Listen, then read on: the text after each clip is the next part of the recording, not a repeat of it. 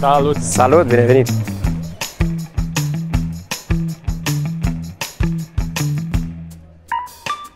Super high level, noi ne asigurăm că clienții noștri, retailerii, au tot ce au nevoie ca să satisfacă nevoile de business.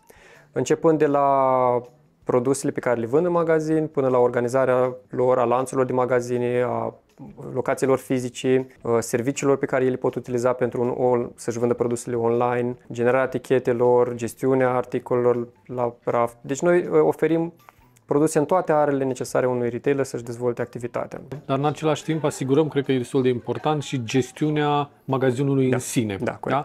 Al angajaților, al diferitelor layere de angajat. Da?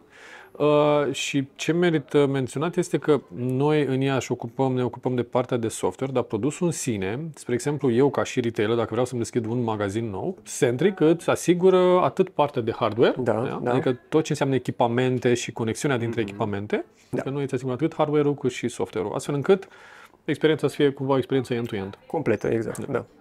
Vă fac un demo? Sigur. Haideți să încercăm pe un POS.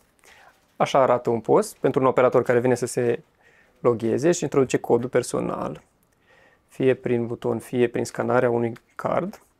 Așa arată POS-ul. De obicei, el vine cu un scanner, da? Vine cu produsele respective, se scanează, o Eugenie, de exemplu, este scanată și adăugată în coș. Pe lângă acesta putem scana mai multe produse, o ciocolată, de exemplu. Scanat-o, am adăugat și ciocolata respectivă.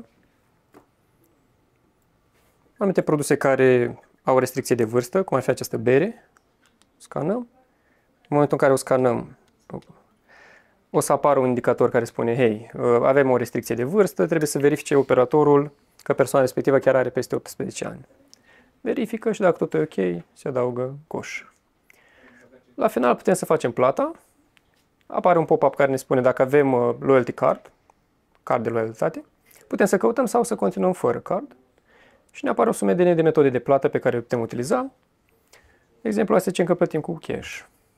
Suma totală de plată, o să finalizăm și ne apare un pop-up care ne întreabă dacă vrem receipt sau nu. Și dacă vrem să primim informația pe e-mail. O să dăm OK și după ce tranzacția s-a finalizat o să avem un bon. Toate datele aferente și codul de bare. Peste toată organizația avem 3 echipe funcționale, LoyalTM, Rollercoaster și Swift. Fiecare echipă funcțională având cam 12-13 membri. Ele sunt responsabile să dezvolte feature-uri în zona lor funcțională, să fixeze probleme, să analizeze și să dezvolte tot felul de chestii. Și mai avem și alte echipe de DevOps. Da, avem echipele de DevOps, echipele de UI UX, ca și layere tehnice avem echipele de development, testare, DevOps, UI UX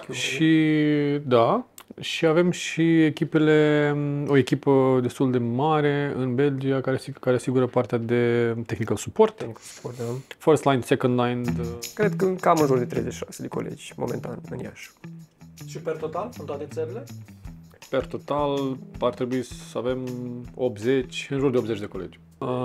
Unul dintre aspectele destul de specifice ale acestui proiect din Centric este partea asta de comunicare. Aici comunicarea trebuie să fie la un nivel destul de înalt și destul de frecvent. Da? E necesar colegii din România să poată comunica și comunică, asta se întâmplă on a daily basis, cu ceilalți colegi din zona de development din Belgia, Olanda, Suedia. La nivel de management, bineînțeles, trebuie să fim aliniați în tot ceea ce înseamnă date de release, cerințe din partea retailerilor,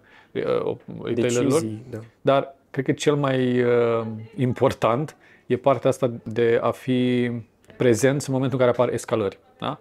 Ceea ce este specific acestui produs este că imaginați-vă în momentul în care un magazin în care voi mergeți să faceți cumpărăturile, are o problemă, nu știu, unul dintre self-checkout-uri nu funcționează, o casă s-a blocat, asta înseamnă o pierdere de bani pentru acel retailer. Ei, noi în momentul ăla trebuie să intervenim on the spot, imediat. Adică nu ar trebui să apară întârzieri, pentru că întârzierile costă bani. Da? Cele întârzieri cauzează pierderi de bani pentru retailerii noștri. Și atunci noi trebuie să fim în contact cu ei. Spre exemplu, eu am destul de multe conversații cu reprezentanții IT ai retailerilor, în care ei spun, băi, uite, pentru release-ul Y, asta a funcționat bine, asta funcționează mai puțin bine. Și atunci noi preluăm acele feedback-uri, astfel încât în următorul release să încercăm să îmbunătățim modul în care livrăm funcționalitate și modul în care ei utilizează acele funcționalități. Și asta e în comunicarea cu retailerul, dar și în modul în care ne organizăm noi intern, în organizația noastră, Da. deoarece suntem structurați funcțional, adică echipele sunt mixte, avem membri din toate țările,